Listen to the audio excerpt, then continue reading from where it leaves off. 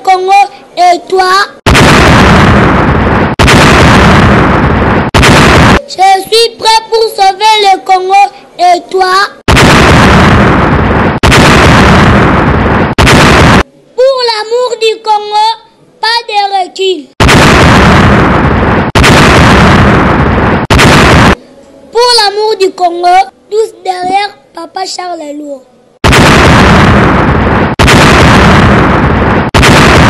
Je suis Amen, fils de l'Esprit tout cette puissant.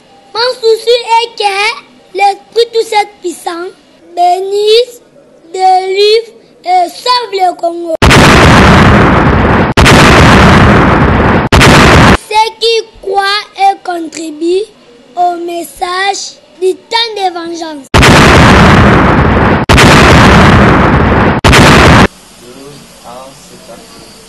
Merci, chers téléspectateurs. Me voici devant vous, votre sœur Jackie Masiala, sur votre site internet, ainsi dit l'Esprit. Thème nabiso alelo zolobela, les spiritualités en RDC. Et j'espère dans le blanc à mon côté, tout est dans mon sel Nanzambe, le prophète Charles Lou, où il a invité nabiso tous présenter émission ensemble nae. Bonjour papa. Bonjour ma sœur Jackie Masiala. Zambé, il y a tant de vengeance à battre la yope et à bundela. Voilà. Merci papa Charles. Émission nabiso, tous la spiritualité en RDC.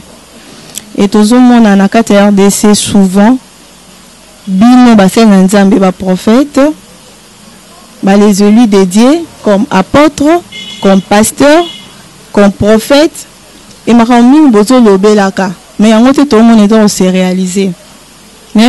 D'accord. Merci beaucoup. Nzambe azwa lokumu pe bandeko ba kolanda biso. Nzambe abatela bango. Parce que biso toye wana comme étant ba messager à temps. Je pense que chaque chose est passaka n'espace ya temps na yango. Et dans chaque domaine, il y a des vrais, il y a aussi des faux. Il y a des vrais serviteurs de Dieu dans 4 coins du monde, dans 4 coins de RDC, où il y a des makambo ezali ko salima. Congo lokola za monene. Un autre prophète a koyi kozala na ba Congo. A lobi makambo qu'on appelle ce message. Peut-être une église na ye, to sana Kinshasa to yebite. À cause de la cause en Équateur, à l'objet de Makambo yo et Salemi, mais le cas de Mosika Togoye Bate Batobakoye Baba O Baza Penenaï. Alors, il y a des choses, Batobaza Koloba, comme Basali Nzambe ya bien, ou Nzamba Zotal Sezo Koksama, et Sali Pe Nabescro Bavantirier, Basali Koloba Pe Makambo Ezo Koksamati. Mais Koloba Likambo et Koksama, et Zalatega domaine à Basali Nzambe. Même le magicien. Parce que sorcier mutu akenda obundi sabato. Ndoki mutu angajaka ba ke boma mutu. C'est-à-dire un sorcier magicien qui voit aussi à quoi il peut mutu ke ozan esprit de mort ba ko boma yo. Parce que azan collaboration na ba sorcier ba boma bato. Ayibi ke tantel ba ko boma mutu. Ami sali prophète ayipa yepsi bino. Alors tamba omona ke koksami bokolo ba ke wana mutu na Nzambe ya solo, je ne pense pas que azaya solo, mais lobi pe likambo koksami. Mais bref, basali ya solo bazali. Bazoka mongongo wa Nzambe bazolo ba makambo ezali vrai ba ope bazosala ba aventure na domaine nango bazali. Voilà. Et tozo monaka autrement basen na Nzambe souvent bazo passer un écran bazo proclamer que kimye kozala na mboka mboka ko changer mboka ke liboso, mais pendant tout ce temps là makambo na bango bazolo ba rien ne marche et le mot zéro s'est réalisé. Ça était papa Charles. Merci beaucoup. Il faut qu'on y ait mosindo ya prophétie. Il y a des prophéties pesi yango après seconde de Salim.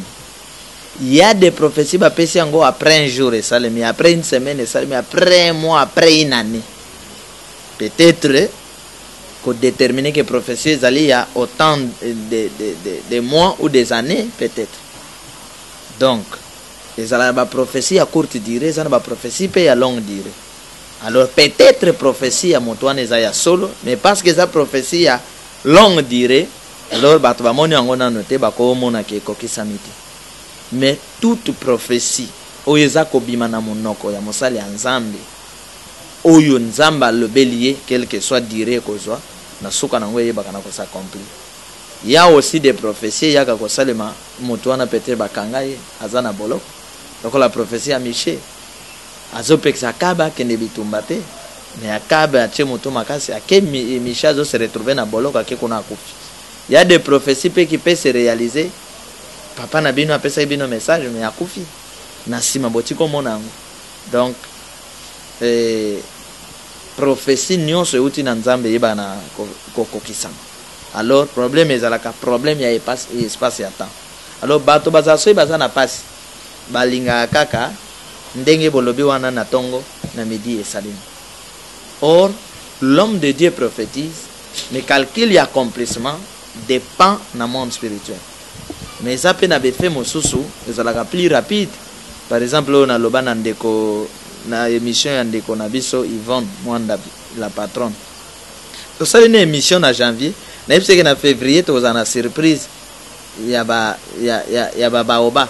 To komi je crois le 2 ou le 3 to moni makam. Donc eza lokola o na ipse bandeko ke to solango jeudi na vendredi, samedi ezali ko s'accomplir. Il y a des prophéties à courte durée, il y a des prophéties de longue durée, mais le tout finira. Des prophètes Abakok alobi, même si prophétie wana ezali ko umela, bozela yango eko s'accomplir. Tala longue prophétie à longue durée lokola oyo bazebisa Simeon ke akomona mobikisi yende akopambola ye. Akomi mukolo azokufa te. Papa Charles nakati ote ko za longue durée mais so ba signe ezali. Yango zotal sake no professeur sa computer sa computer mais si on n'a pas de signe torozela kakati wapi. Et je pense que Moutouaza kopé sa prophétie ayebi ndenge molimo elobeli na ndenge akopé cela. Je ne sais pas ce qui Moutou appelle si prophétie. Par exemple, ya kokangola ma ya Congo lokola Papa Chan. Prophète du temps de vengeance pour un Congo tout puissant. Tango toyebi sibino à partir banda le 19 que bo konjesili.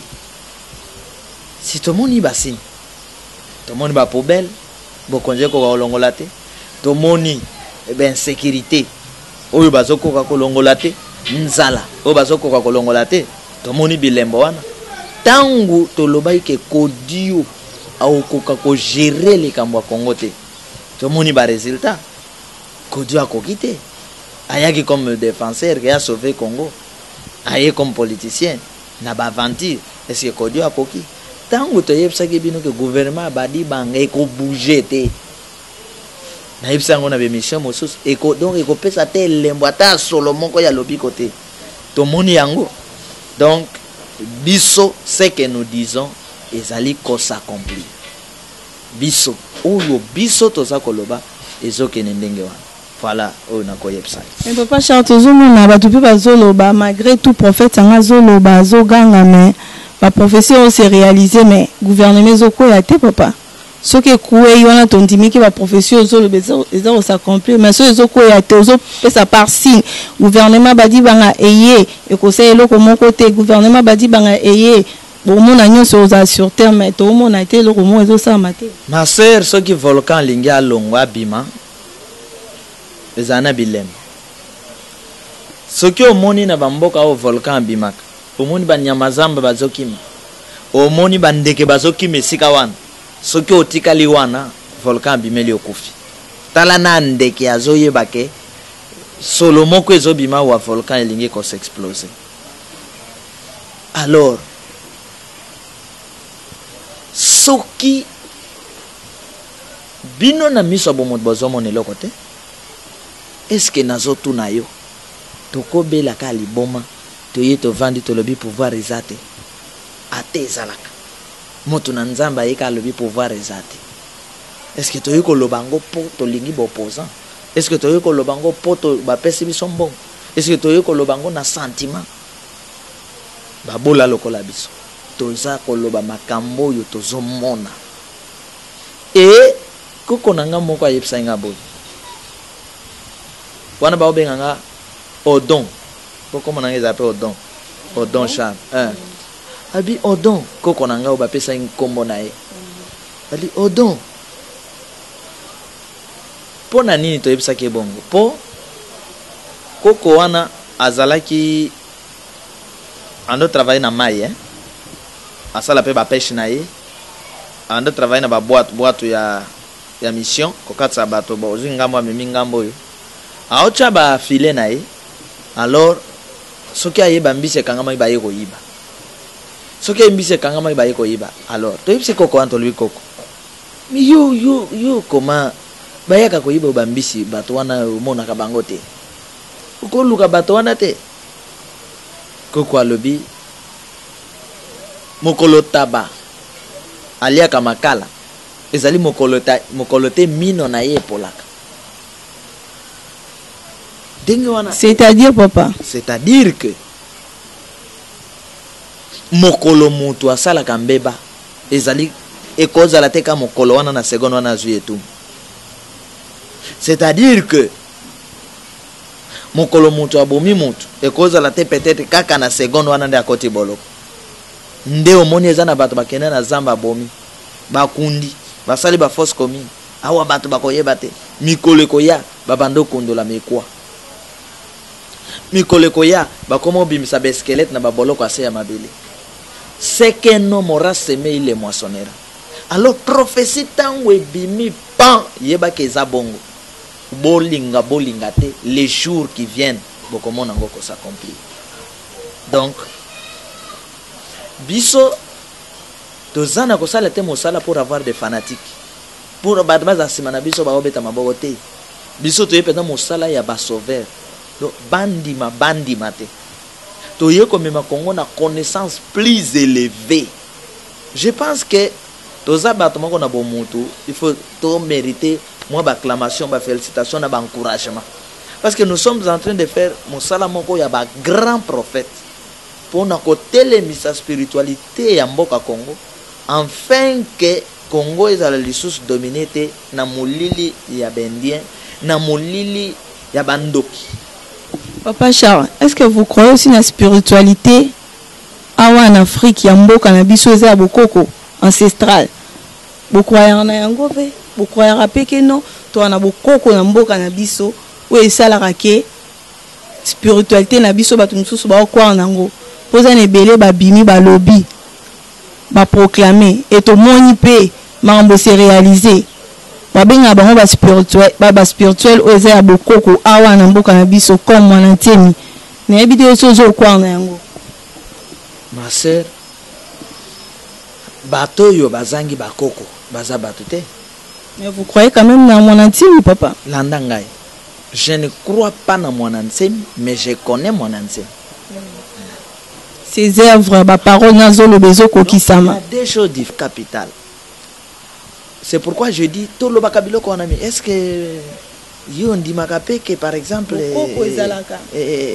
landa ba terme moko ba koloba ba journaliste ba koton est-ce qu'on dit makape que par exemple dingwe azalaka kacher moko makasi est-ce qu'on dit makape que par exemple pasteur tel azala na moto quand tu dis je crois d'office ou accepter y comme ton Seigneur,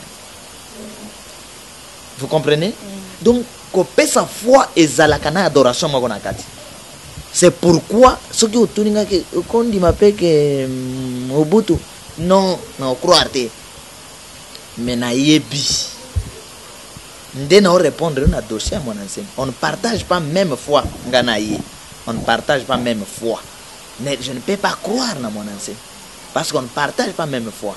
Mais je connais mon enseigne comme un citoyen congolais que lui-même connaît son intérieur comme un citoyen congolais avec ce que les mato yesoka les yeux voient dans le domaine spirituel dans ndenge to mona makambo dans le domaine physique réellement s'il combat pour les Congolais là na yokaka avec l'aide de aide à spiritualité na quand même spiritualité ezana ba couche belé et na partage kango na deux parties spiritualité ya loi qui fonctionne avec les sangs la spiritualité et la révélation qui ne fonctionne pas avec les sangs.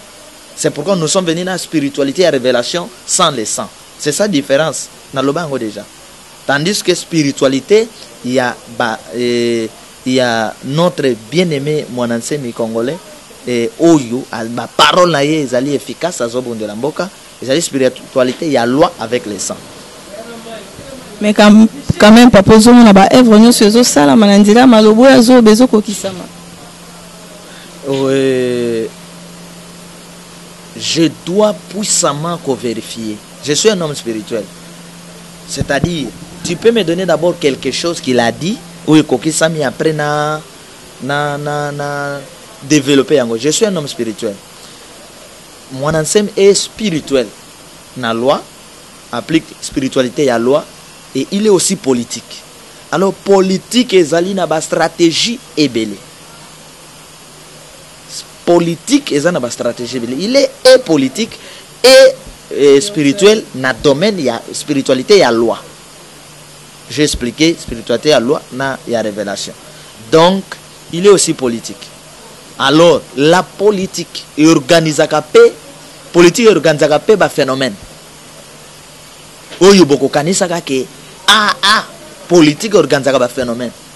Christ est resté spirituel pour accoter naba mais il est resté un esprit spirituel qui oriente toutes choses, politique, science et spiritualité. Alors donc nous sommes maîtres qui orienté politique, orienté science, orienté religion, tout ça. Alors jusque là nazana ko contrôler pour naïba babiloko wana eza réellement na puissance ya loi oyo yande commandance mais ou ezali politique moko ya haut niveau. Voilà nazana ko lukango tangu na kozwa d'information wana sur nde émission na yo. Papa Charles tozomona oza wana en tant que serviteur de Dieu ozo sunga batu mingi batu bazo pamba mananzela na yo batu nyonso bazo luka yo bazo benga yo de fozo aider bango mais na mboka na biso pe to na besoin ya batu lokola yo le so gouvernement proposé yo pozo loba mi ozo ganga ganga awa soki baza na posa na balobi ya kasiko ozala wana est-ce que oza sûr oza capable oza na hauteur ya ko répondre toi ko résoudre o nyonso bandeko baleki o monike ba échouer yo kokango papa. Tango na ebisi maman ya camerounaise azo sala ba témoignage vendredi na ebisi concert samedi et kobeta matin. Alors lui papa, toutes les dispositions sont prises. Mundele azasima concert wana. Iye maman politique ezasima concert wana. Ekobetama. Parce que ndenge naza na France awa ba disposition za prise. Na ebisi na lobby na vendredi wana na butu. Nebisi na okita France. France on pas pour okita comment c'est-à-dire jusque là botuna yesu motuna te. Otamboli likola mai ndenge nini. Mai eza liquide bakota. Yo sali ndenge nini ke ozala likola mai. Na spiritualité na yo papa. Na yese na okita France. Na deux motifs. Ko injecter puissance ya makasi na citoyen congolais a échoué te pour boyeba ke ba puissance nyonso ezali en dehors ya temps na délai est expiré. Alors pepona grondé belge na français oyo alinga lukamakila bana ya Congo. Alors na kiti tana zongi na yepse makamyo eza résolu et obetamate. Alors elle ne croyait pas. Lelo a commis message à lui, papa Charles, tu es un prophète extraordinaire. Tozozo elango lokomote, to commis esprit tout cette puissant. C'est-à-dire que chaque chose a son temps. Sika watu na spiritualité ya temps de vengeance. Spiritualité ya loi ezalaki. Til le lobe église ezo continuer yango. Mais la spiritualité ya loi, na spiritualité ya loi bato babikaka, babongaka, eza ba pasteur, ba évêque, ba révérend, na ba député, na ba président. Mais la spiritualité ya révélation, tout le monde se retrouve. Nde sika wana ba sauveur babikisa. Tant que Moïse a allé dans la spiritualité à révélation, Talandenga a sauvé Yuda.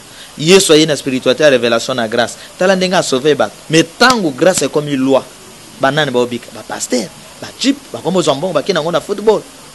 Dès l'eau les vendre le bin non, bananzamba ko souffrir boyete. Vengeance yonde to préparer qui possible ça makambo.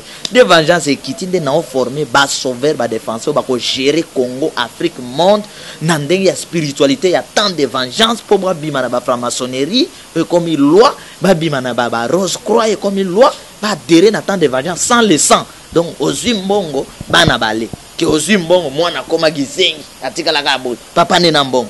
Non. Papa Charles, tolo belango peta. Papa Charles yo soko mnisika na ba proposer mbongo kozwate balobino zwa dipo mato kozwate.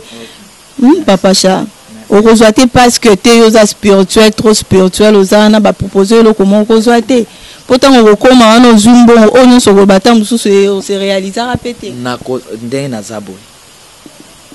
Soki gouvernement oyo eza en dehors ya temps et bengi nga to sala na koboya pona po eza en dehors ya temps siko tango yo tozolo bela yo tango ya yo zani gouvernement ya en dehors ya temps soki ba bengi mo nzambo ki sala eza po ba corrompre yo comme fanatique tala basala nzambe nyos ba kendo sala na pouvoir basalini ba révérend oboyebi docteur basalini ba kokite comme à côté oh Moïse, oh David, le côté.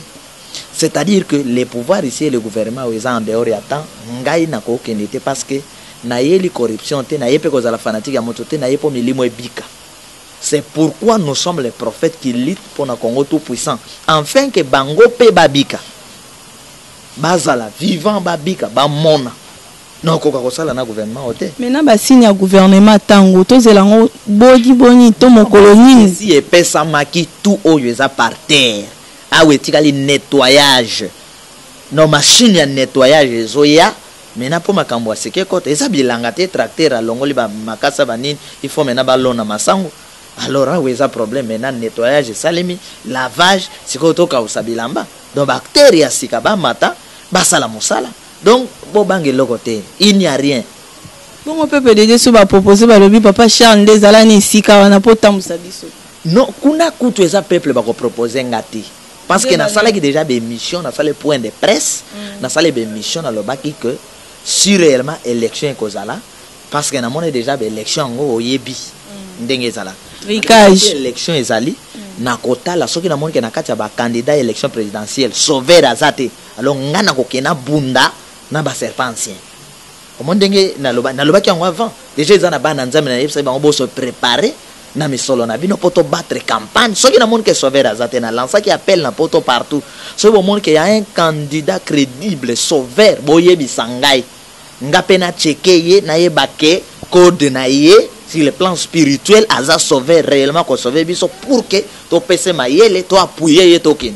Jusque là, nous avons eu coup de téléphone, il y a un candidat sauveur. Alors, nous avons dit, ce qui est sauveur, n'a pas risqué, n'a pas risqué. N'étant pas moniqué, n'a pas risqué, n'a pas bouleversé l'élection. Papa Charles, Montonanzambe.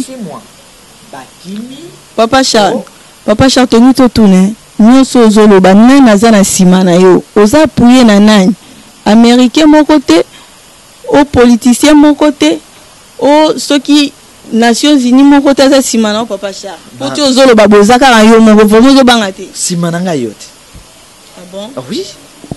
Bandeko baye ba simananga yo, simananga mama Mokambi, simananga ma sœur Flore, simananga binot. Simananga peuple congolais. On azo sunga hernios. Simanangai esprit tout cette puissant. Ko ba mindele wana yo vraiment o méprisera ba mindele wana siko na mboko so ngo travail so mindela zate na simana o travail te papa ça bon. Je ne méprise pas mon délai. Je ne méprise pas mon délai à ce que la mwanzam. Mais j'attaque ma force diabolique sur le plan international qui menace le Congo. Nga nazana ko menacer na ba américain boye bate. Nazana ko menacer ba américain ba français sur sort ya Congo. J'ai dit ça na ba émission na lobby que nako ko fina bouton moko pour que la communauté internationale akobaloke la bato na ye nyonso acha. Tozo kende na phase wana.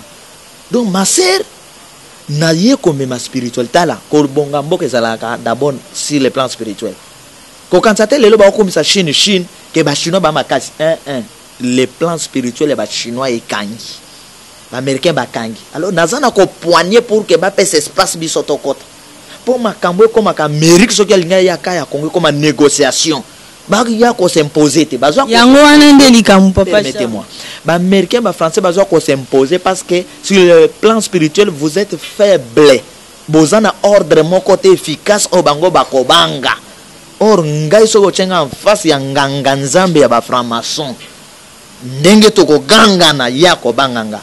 Po ye azana makilanga na makilate.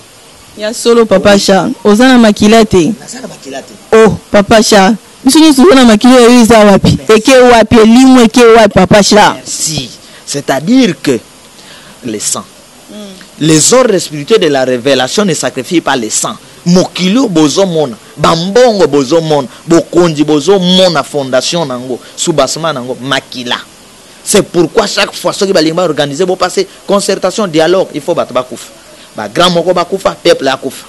Auto que ne élection, battre bakufa kak eza ba sacrifice. O bango ba pesa.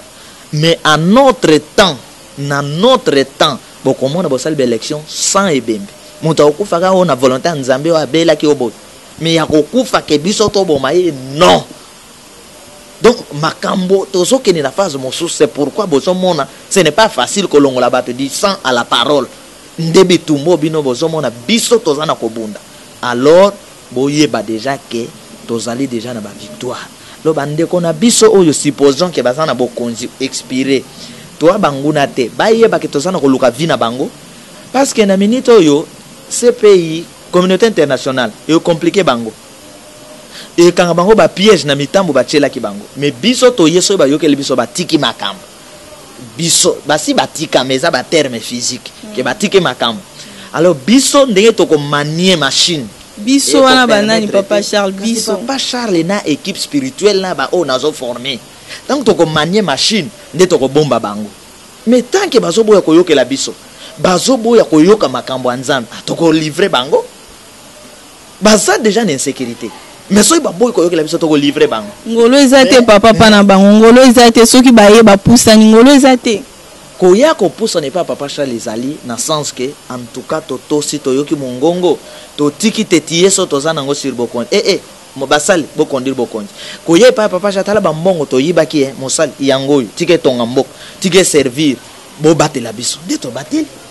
Mais ce que tu as makasque, ngana yebi français, ngane ministre de la communication, ngane premier ministre, ngane na yebi kolata, ngane ba jumelle. Mais place wana tokoyo kanate. Merci papa Charles.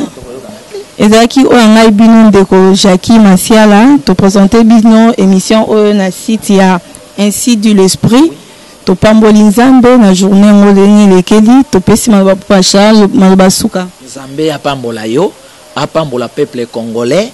Ah, mikolo ezali kaka kumbama kumbama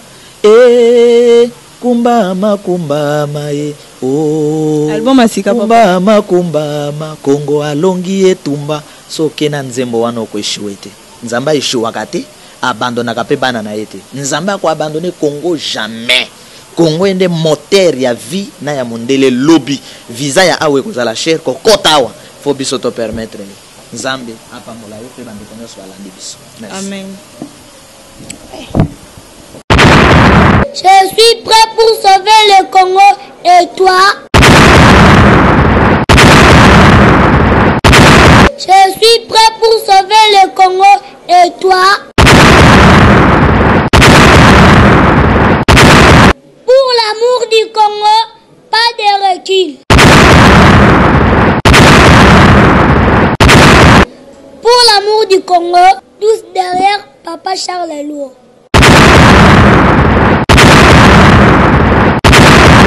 Je suis Amen, fils de l'Esprit tout cette puissant.